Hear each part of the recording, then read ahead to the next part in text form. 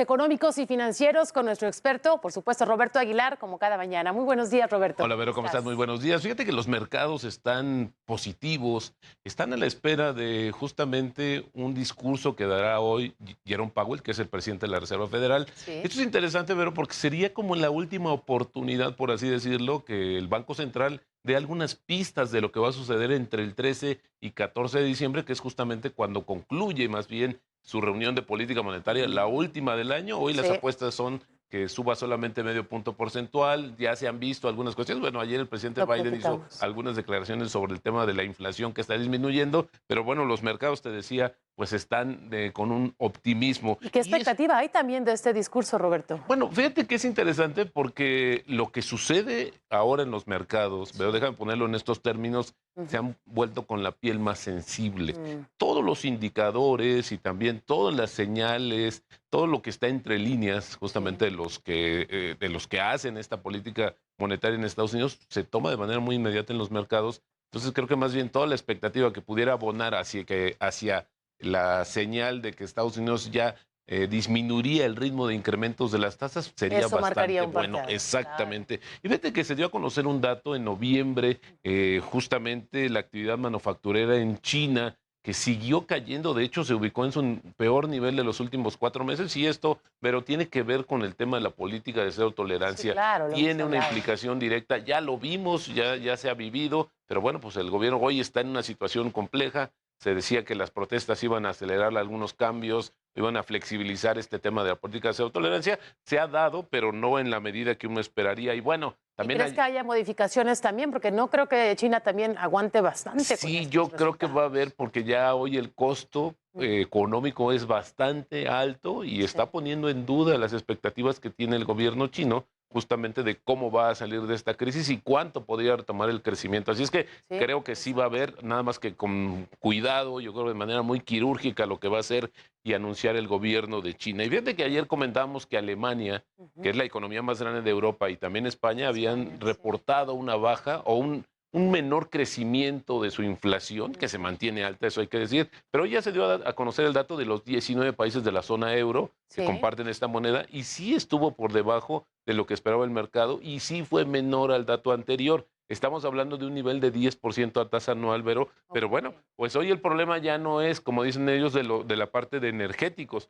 Hoy lo que se está viendo, al igual que en México, Vero, pues son incrementos en los Productos, alimentos. Eso es lo que alimentos, está sí. presionando la inflación también en Europa. Y el tipo de cambio, ayer lo decíamos, marcó un mínimo histórico del año en 19.07 en su modalidad interbancaria, y Sí. hoy se regresa un poquito, está en 19.27. Así es como está cotizando la moneda mexicana. Y bueno, te preguntaba, Vero, si te gusta la baguette, porque fíjate que Sí, hoy me se dio a encanta. conocer que la UNESCO sumó en su lista de bienes inmateriales a Ajá. la baguette francesa. Como Entonces, patrimonio. como patrimonio interesante. Mira. Tiene más de 100 años que tiene el dato de que se produce este pan, Sin y duda. son 16 millones de piezas todos los días en Francia. Eso es Imagínate lo que se eso. produce. Valen más o menos 1 euro, es lo que se supone que está más o menos En en promedio, digamos, promedio, depende de dónde lo compres exactamente. también. Pero es interesante, sobre todo por el impacto económico, y que Claro, ahora con esta situación del incremento de los insumos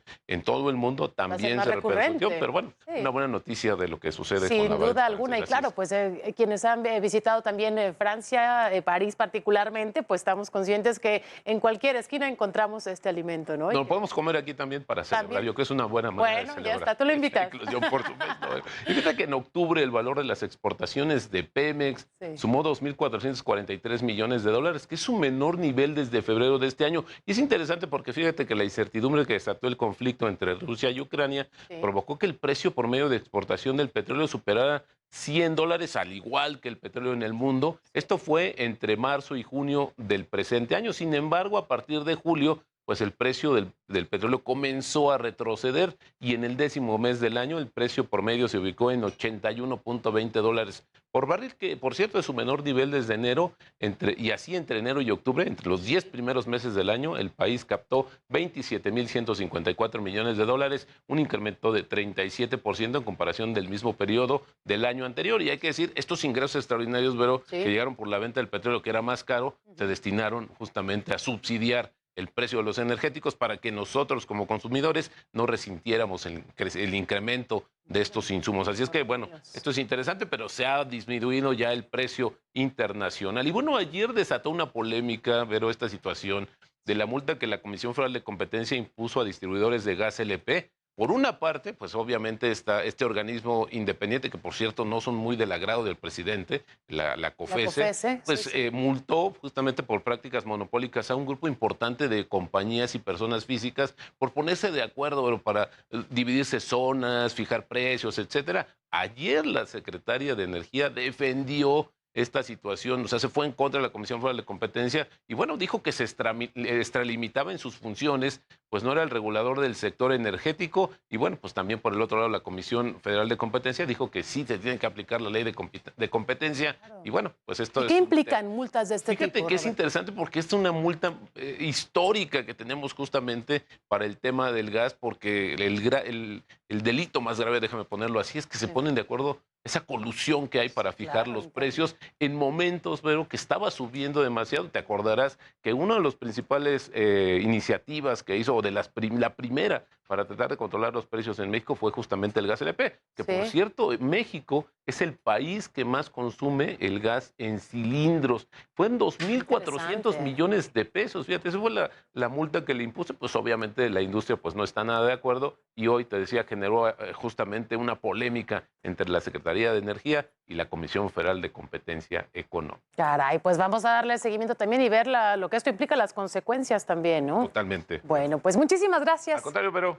Ay, fíjate, por favor, para los inversionistas. Fíjate que en inversiones, cuando hablamos de activos líquidos, y tenemos también una categoría que son los ilíquidos, que pareciera una cuestión constante. Es importante porque cuando tú inviertes, Vero, también lo que necesitas o quieres planear es qué tan disponible o tan inmediato tienes tu recurso, tu dinero por cualquier emergencia. Bueno, esto es básicamente lo que define qué tan líquido o ilíquido pueden ser tus inversiones y al final del día es una categoría mucho más amplia que tiene que ver con los activos. Así es que cuando tú elijas y busques alternativas de inversión, también tienes que tener mucho cuidado y analizar qué tan rápido o qué tan disponible tienes tus recursos. Claro, si tú, por ejemplo, inviertes, te voy a poner un ejemplo, en centenarios y que decidas guardarlos en tu casa, al momento de venderlos es un poco más complicado. Ahí vemos que ese activo es poco líquido.